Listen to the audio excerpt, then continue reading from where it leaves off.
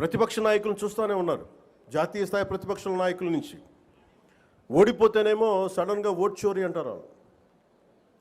వాళ్ళు గెలిచినప్పుడేమో ఓట్ చోరీలు కనిపించే వాళ్ళకి. గత ప్రభుత్వంలో కూడా చూసాం. 2019లో వాళ్ళు గెలిచినప్పుడు మేము ఎక్కడా మాట అనలా. ప్రజలు తీర్పు ఇచ్చారు, దాన్ని గౌరవించాం. 2024లో 151 సీట్లు కూటమి ప్రభుత్వానికి ఇచ్చి 164 కూటమి ప్రభుత్వానికి ఇస్తే సడన్గా వారికి ఏమనిపించిందంటే ఇది ఓట్ల గురించి మన ఓటింగ్ మెషిన్లో తప్పంటాం. అంటే గెలిచినప్పుడు ఒక న్యాయం, ఓడిపోయినప్పుడు ఇంకో న్యాయం. ఇది రాష్ట్రం జాతీయ స్థాయి నుంచి రాష్ట్రం వరకు ఒకటే దేశాలన్నిటికీ కూడా అంతర్గతంగా అస్థిరత సృష్టించడం వాడి విధానం. మనం దాంట్లో అంతర్జాతీయ కుట్రలో భాగంగా చూడాలి ఇదంతా. ఎప్పుడైతే భారతదేశం అంతర్గతంగా బలహీనపడొద్దో, ఒక కోటని దెబ్బ కొట్టాలంటే బయటోడు కొట్టడం కంటే కూడా లోపల ఉన్నోడు తలుపు తీస్తే వచ్చే నష్టం ఎక్కువ.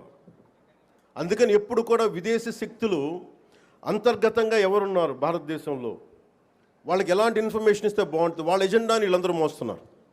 దీన్ని ప్రజలందరూ కూడా చాలా సునిశ్చితంగా గమనించాలి. ఇది ఏమైపోతుంటే ఒక్కసారి వాళ్ళని లోపలికి రానిచ్చామా, మీరు 2019, 2024 చూశారు. రోడ్డు మీదకి రావాలంటే భయాలు వచ్చినాయి ఒక్కొక్కళ్ళకి. ఈ రోజున కూటమి ప్రభుత్వాన్ని తిట్టడానికి ఎవరు ఇబ్బంది పట్టట్లా. దేనికంటే ఇది ప్రజాస్వామ్యం, దీన్ని గౌరవించడానికి ప్రతి ఒక్కరికి మాట చెప్పేది. మీరు ఒక బాధ్యతగా మాట్లాడాలి, సద్విమర్శను సంపూర్ణంగా స్వీకరించే పరిస్థితులు ఉన్నాయి. కానీ గత ప్రభుత్వంలో చూస్తే విమర్శ చేయడానికి భయపడేవాళ్ళు. పోలీస్ అధికారులు డ్యూటీ చేయడానికి భయపడేవాళ్ళు. అధికారులు ఎనీ సివిల్ డిపార్ట్మెంట్స్ ప్రతి ఒక్కరు కూడా భయపడేవాళ్ళు. అడ్డగోలుగా దోచేసుకున్నారు. ఇవన్నీ కూడా విదేశీ శక్తులకి ఇది ఆలవాలం అయిపోద్ది. వారికి కనుసైగలు వీళ్ళందరూ మెలుగుతున్నారు. వీళ్ళందరూ అలా చూడాలి దీన్ని. అందుకని ప్రజల్ని నేను కోరుకునేది, ఈ 79వ స్వాతంత్ర దినోత్సవ శుభ సందర్భంగా మీరు అంతర్గత శత్రువుల్ని ఒక కంట ఇప్పుడు మీరు కనిపెట్టి ఉండాలి. నేను కాకినాడ పోర్టు విషయంలో కూడా నేను అంత గొంతెత్తడానికి కారణం, చాలా ఎందుకులే మనం వదిలేస్తా ఉన్నాం. ఆంధ్రప్రదేశ్కి 974 నుంచి